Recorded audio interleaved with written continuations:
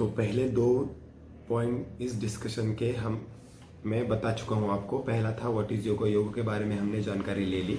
दूसरा था what is fitness, fitness के बारे में भी हमने जानकारी ली। अब तीसरा सबसे इम्पोर्टेंट पॉइंट जो मैं अभी बात करने वाला हूँ वो ध्यान दीजिए और सुनिए। तीसरा पॉइंट क्या है? What is role of yoga in fitness. इसका मतलब क्या है? योग का रोल क्या है, योग क्या रोल उसका रोल क्या है फिटनेस में। फिटनेस और योग कैसे एक दूसरे के लिए उपयुक्त है अपने जीवन में। हमें अगर स्वास्थ्य प्राप्त करना है, स्वस्थ रहना है तो ये दोनों चीजें क्यों इंपॉर्टेंट है, इसके बारे में हम अभी इस पॉइंट में बात करेंगे। तो स्वस्थ रहने के लिए 4 एस्पेक्ट बताए थे। स्वस्थ रहना है तो किस तरह से स्वस्थ रहना है हमें, ध्यान दीजिए फिर से एक बार मेरे तरफ। 4 पॉइंट है स्वस्थ रहने के लिए।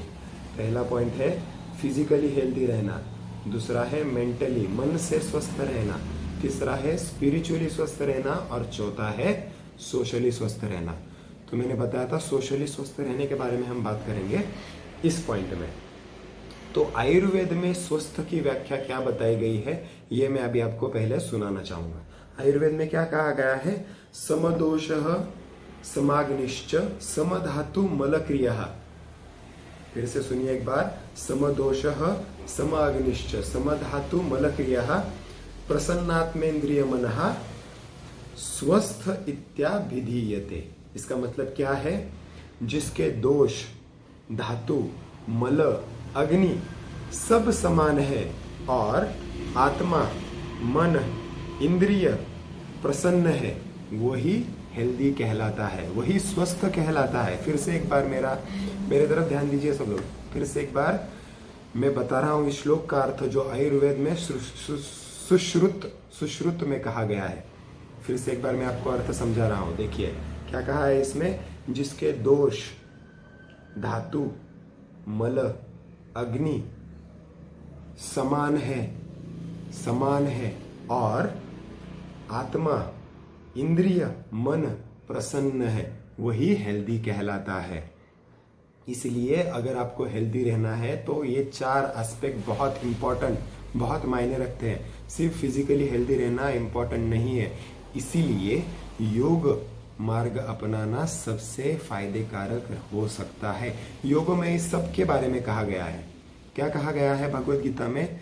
बैलेंस, जो अपनी लाइफ इम्बैलेंस होती है, मन में द्वंद्व रहता है, हमेशा ये करना है, ये करना है, ये करना है, ये करना है, हमेशा चलता रहता है ना, उन पे भी बैलेंस करना।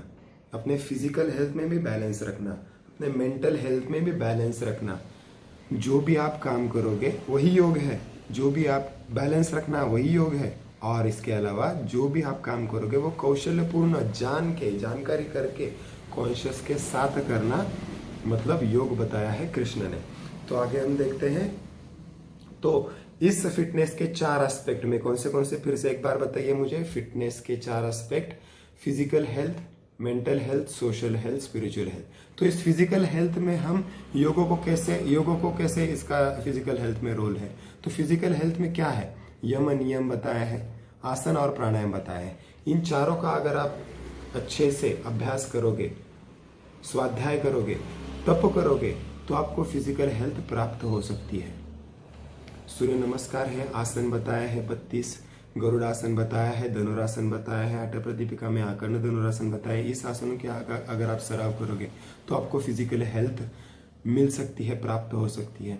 मेंटल हेल्थ के लिए क्या बताया है? अष्टांग मार्ग में धारणा बताई है, प्रत्याहार बताया है, धारणा ध्यान बताई है, समाधि बताई है। इसका मतलब क्या है? ध्यान मतलब क्या है? ध्यान मतलब सिर्फ एक जगह पे बैठे रह के आंखें बंद करना मतलब ध्यान करना है क्या? ध्यान कभी करना नहीं होता, ध्यान लगाना पड़ता है। ध्यान दीजिए फिर से एक बार दोस्तों मेरी तरफ। ध्यान कभी करना नहीं पड़ता, ध्यान लग जाता है। एक जगह पे बैठ के आंखें बंद करना मतलब ध्यान है क्या? नहीं।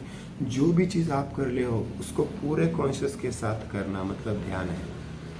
आप तल्लीन हो जाते हो, आप आसन का अभ्यास कर रहे हो, आप रनिंग कर रहे हो, आप गाने सुन रहे हो, पूरा ध्यान अगर आपका उसकी तरफ है, आप जिम कर रहे हो, आप वर्कआउट कर रहे हो, पूरा ध्यान अगर आपका उस वर्कआउट की तरफ है तो वो भी एक प्रकार का ध्यान है। यही पतंजलि ने हमें बताया है और यही भगवान श्री कृष्ण भी बताते हैं भगवत गीता में। तीसरा है स्पिरिचुअल हेल्थ। स्पिरिचुअल हेल्थ के लिए आप फिर से धारणा ध्यान समाधि है कर सकते हैं, इसका आपको बहुत फायदा होगा। फिर स्पिरिचुअल हेल्थ के लिए भगवत गीता में जो उपदेश किए हैं कृष्ण ने उसको आप फॉलो कर सकते हैं।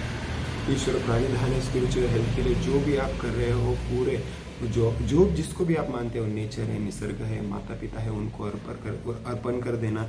जो भी आप कार्य करते हो उनकी सेवा करना, इसे ईश्वर प्राणिधान कहते हैं। इसका आप स्पिरिचुअल के लिए फॉलो कर सकते हो। चौथा बताया गया है सोशल फिटनेस। अब सोशल फिटनेस मतलब क्या है? सोशल फिटनेस क्या होता है? Human being is a social animal, ऐसे आपने सुना होगा। सोशल एनिमल है ह्यूमन, जो है वो सोशल एनिमल है, सोशली रहता है, सोसाइटी रहती है, सोशली रहता है। वो जो सोशली देश के लिए, अपने सोसाइटी के लिए, माता पिता के लिए, भाई बहनों के लिए अच्छे कर्म करना मतलब सोशल फिटनेस होता है। धर्म अर्थ काम मोक्षाणाम धर्म अर्थ काम मोक्ष, ये जो बताया है तीन, यही सोशल के लिए बताए। जो अर्थ काम जो बताए, कर्मयोग जो बताए, यही सोशल आपका फिटनेस मेंटेन करता है। इसी चीजों को अगर आप फॉलो करेंगे तो आपको सोशल फिटनेस मेंटेन रहेगा। अगर आप ये चारों फिटनेस के एस्पेक्ट में अगर आप समानता प्राप्त करोगे तो ही आप फिट रह सकते हो। और अगर फिट रहोगे इसी चारों में तो ही आप अंतिम ध्येय जो बताया है उसको प्राप्त कर सकते हो, समाधि को प्राप्त कर सकते हो, प्राणायाम की प्रैक्टिस कर सकते हो। और इसके बाद यम नियम बताया है हमने, उसके बारे में बात कर ली। मेंटल साइकोलॉजिकल हेल्थ के बारे में हमने बात कर ली। फिजिकल हेल्थ में शुद्धि क्रिया रह गए। शुद्धि क्रिया जो षट कर्म मैं बताने वाला था आपको इसमें, तो जो फिजिकल हेल्थ है उसमें हम शुद्धि क्रिया की भी प्रैक्टिस कर सकते हैं। इस तरह से योग फिटनेस साथ साथ में चलते हैं।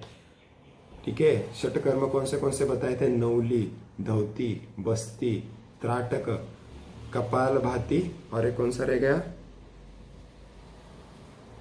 नेति, धौती, बस्ती, त्राटकम, कपाल भाती और नौली, ये 6 शुद्धि क्रिया बताई गई है, षटकर्म बताए गए हैं गैरंड संहिता में और हठ प्रदीपिका में। तो ये 6 की अगर आप प्रैक्टिस करते हो तो इंटरनली जो आपके सारे ऑर्गन्स है, आंखें हैं, कान है, ये सारे हेल्दी रह सकते हैं। आप वेट्स मारोगे, कार्डियोवास्कुलर इंड्योरेंस आपका बढ़ा लोगे रनिंग करके, लेकिन अगर आपके एसिड ठीक नहीं चल रहे हैं पेट में तो आप अच्छे से दौड़ पाओगे, अच्छे से वर्कआउट कर पाओगे? नहीं कर पाओगे। तो धौती दी गई है, आपके आंखें ठीक करने के लिए त्राटक दिया गया है, एक प्रकार का ध्यान ही है त्राटक, लेकिन शुद्धि क्रिया बताई गई है उसको। ये अगर आप करोगे तो आप फिजिकली भी हेल्दी रह सकते हो। तो ये 4 एस्पेक्ट सबसे मेन रोल करते हैं। योग का जो रोल है ऐसे बताया, मेरी अकॉर्डिंग टू मी ऐसे रोल है योग का फिटनेस के अंदर। और फिटनेस भी बहुत जरूरी है, जैसे अपने ऑर्गन्स इम्पॉर्टेंट है, योग के माध्यम से अब हम उसको हेल्दी कर सकते हैं। उसी तरह से फिटनेस में जो बताए गए फिजिकल एस्पेक्ट्स, 5 कंपोनेंट जो बताए गए फिटनेस में, वो भी इम्पोर्टेंट है। मस्कुलोस्केलेटल स्ट्रेंथ भी इम्पोर्टेंट है, कार्डियोवास्कुलर स्ट्रेंथ भी इम्पोर्टेंट है, फ्लेक्सिबिलिटी भी इम्पोर्टेंट है, और अपना आइडियल बॉडी कंपोजिशन भी इम्पोर्टेंट है। आइडियल बॉडी कंपोजिशन के बारे में बात करते हुए मैं आपको ये बताना चाहूँगा कि हम सबकी जो फिटनेस लेवल है, जो हेल्दी लाइफ है, वो 3 चीज़ों पे डिपेंड करती है। 3 ट्राइपॉड, ये 3 चीज़ों पे डिपेंड करती है, अपनी फिजिकल हेल्थ और मेंटल हेल्थ भी। क्या है वो? आहार, निद्रा और व्यायाम। ये 3 चीज़ें अगर आपकी सही मात्रा में हो तो आपकी फिजिकल और मेंटल हेल्थ अच्छी रह सकती है। तो ये आइडियल बॉडी कंपोजिशन जो है वो पूरा आहार के ऊपर डिपेंड करता है, और ये आहार जो है वो हमेशा मित आहार रहना चाहिए। ये बताया गया है योग के नियमों में।